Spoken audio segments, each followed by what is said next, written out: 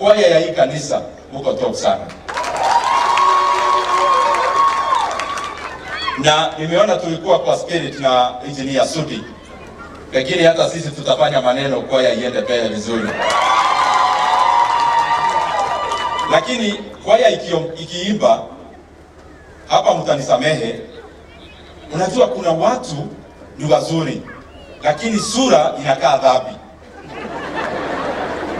Sasa sitasema kitu, lakini niko na marafiki pia hapa ni wengi.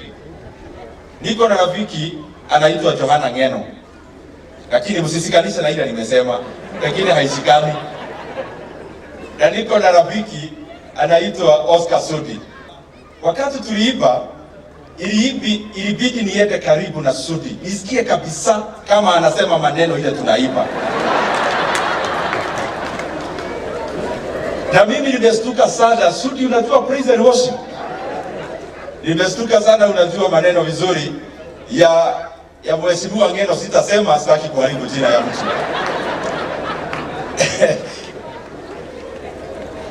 Lakini wote ni wazuri.